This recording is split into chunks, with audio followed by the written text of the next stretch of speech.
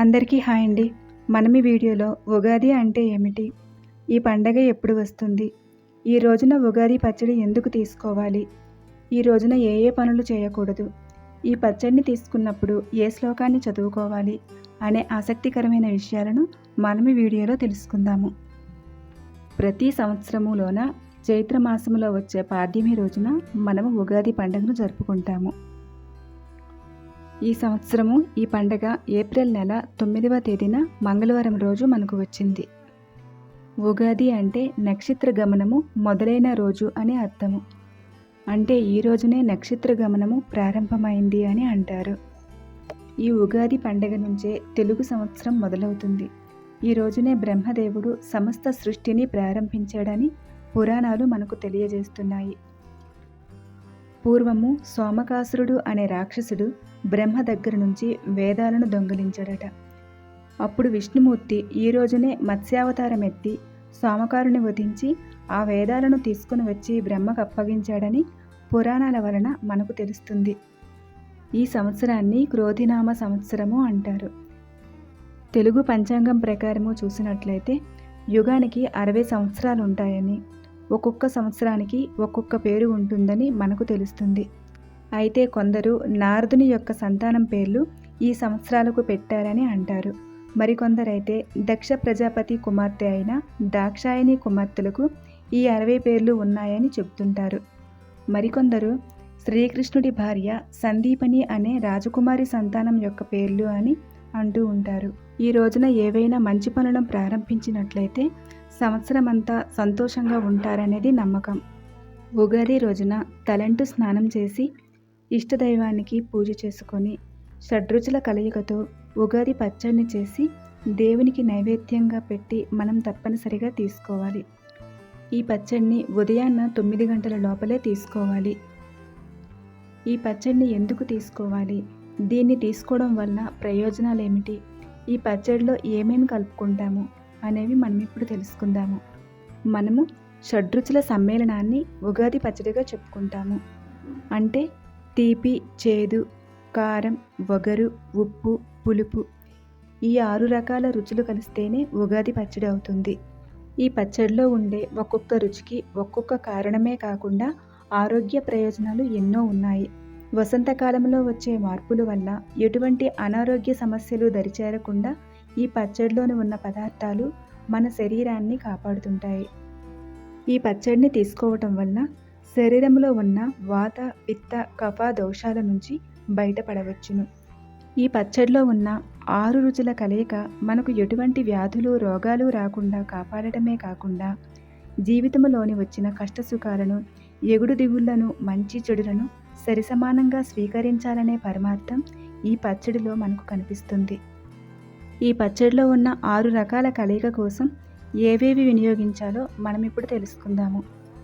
ఈ పచ్చడిలో చేదు కోసము వేప పువ్వుని, తీపి కోసం బెల్లాన్ని, వగరు కోసం మామిడి పిందెలను, కారం కోసం మిరియాలని, ఉప్పు కోసం సముద్రపు ఉప్పుని, పులుపు కోసం చింతపండుని కలుపుకోవాలి. ఈ పచ్చడిలో తీపి కోసము బెల్లానికి బదులుగా పంచదారను కానీ, కారం కోసము మిరియాలకు బదులుగా మిరపకాయలను కానీ వినియోగించకూడదు. రుచి కోసము అరటిపళ్ళు, ఖర్జూరము, జామకాయలు, ఎండు ద్రాక్షను కూడా ఈ పచ్చడిలో కలుపుకోవచ్చును. ఈ 6 రుచుల కలయిక వలన మనకేమర్థం అవుతుంది అనేది మనం తెలుసుకుందాము. జీవితంలో సంతోషంగా ఉండాలి అంటే ఈ చేదు లాంటి కష్టాలను ఎదుర్కోక తప్పదు. ముందు కష్టపడకపోతే కానీ సుఖం అనేది కనిపించదు అని ఈ చేదు వలన మనకు తెలుస్తుంది. బెల్లంలో ఉండే తీపి మన జీవితంలోని ఆనందానికి, సంతోషానికి, సంతృప్తికి సంకేతంగా బెల్లంలో మనకు కనిపిస్తుంది. జీవితంలో వచ్చే ఆటుపోట్లకు, వచ్చే సుఖదుఖాలకు ప్రతి ఒక్క వ్యక్తి లోబడి ఉండాలని ఈ వగరు నుంచి మనం తెలుసుకోవచ్చును. మనిషి జీవితంలో ఎన్నో కష్టాలు ఉంటాయి అనేది కారం అనే రుచిలో మనకు కనిపిస్తుంది. ఏ వంటలోనైనా ఉప్పు లేనిదే రుచి ఉండదు. రుచి అంటే సంతోషము. అంటే సంతోషము లేని జీవితము ఎంతో కష్టతరమైనది. ఉప్పు అనేది ఎక్కువైనా ప్రమాదమే, తక్కువైనా ప్రమాదమే. అలాగే జీవితంలో వచ్చే కష్టసుఖాలను, సుఖ సంతోషాలను తట్టుకొని నిలబడాలన్నదే ఉప్పులో మనకు కనిపిస్తుంది. జీవితంలో వచ్చే ప్రతి పరిస్థితులని, అవసరాలను ఎంతో నేర్పుగా, ఓర్పుతో ఎదుర్కోవాలి అని చింతపండులో ఉన్న పులుపు మనకు తెలియజేస్తుంది. ఈ 6 రుచుల కలయిక ఉగాది పచ్చడి. అందుకని దీన్ని ఈ రోజున దేవునికి నైవేద్యంగా పెట్టి మనం తీసుకోవటం వలన జీవితంలో వచ్చే కష్టతరమైన పరిస్థితులని ఎంతో ధైర్యంగా ఎదుర్కోవలసిన శక్తిని ఆ దేవుడు మనకు ఇస్తాడు. ఈ పచ్చడిని ఈ రోజునే కాకుండా శ్రీరామనవమి వరకు కూడా తీసుకోవటం వలన ఋతువుల్లో వచ్చే మార్పుల కారణంగా వచ్చిన అనారోగ్య సమస్యల నుంచి బయటపడవచ్చును. మనం ఇప్పుడు పచ్చడిని తీసుకున్నప్పుడు చదవాల్సిన శ్లోకాన్ని తెలుసుకుందాము. శతాయు వజ్రదేహాయ సర్వసంపత్కరాయ చ సర్వారిష్ట వినాశాయ నింబకం దళభక్షణం. ఈ ఉగాది రోజున తీసుకున్న ఈ పచ్చడి వలన నాకు ఉన్న సర్వ అరిష్టాలన్నీ తొలగిపోయి నాకు ఆయురారోగ్యము సకల సంపదలు కలగాలన్నదే దీని అర్థము. ఈ శ్లోకాన్ని చదువుకుంటూ ఈ పచ్చడిని తీసుకోవడం వలన మంచి జరుగుతుంది. మనకు తెలిసి తెలియక ఈ రోజున కొన్ని పొరపాట్లను చేస్తుంటాము. అవి ఏమిటి అనేది తెలుసుకుందాము. ఈ రోజున సూర్యోదయం దాటే వరకు నిద్రించటము మంచిది కాదు. ఈ పండగ రోజున మాంసాహారము, మద్యము, సిగరెట్లు వంటి వాటికి దూరంగా ఉండాలి. ఈ రోజున ప్రతి ఒక్కరూ ఉన్నంతలో మంచి బట్టలను వేసుకోవాలి. మాసిన బట్టలను, చిరిగిన బట్టలను ఈ రోజున వేసుకోకూడదు. ఎందుకంటే ఈ రోజున ఎంత సంతోషంగా ఉంటే సంవత్సరమంతా అంతే సంతోషంగా కాలం గడుస్తుంది. ఈ రోజున దక్షిణముఖంగా కూర్చొని పంచాంగ శ్రవణాన్ని చేయకూడదు. ఆ రకంగా చేసినట్లయితే లక్ష్మీదేవి అనుగ్రహం ఉండదు అని పండితులు తెలియజేస్తున్నారు. ఈ ఉగాది నుంచి శ్రీరామనవమి వరకు వచ్చిన 9 రోజులు వసంత నవరాత్రులుగా చెప్పుకుంటాము.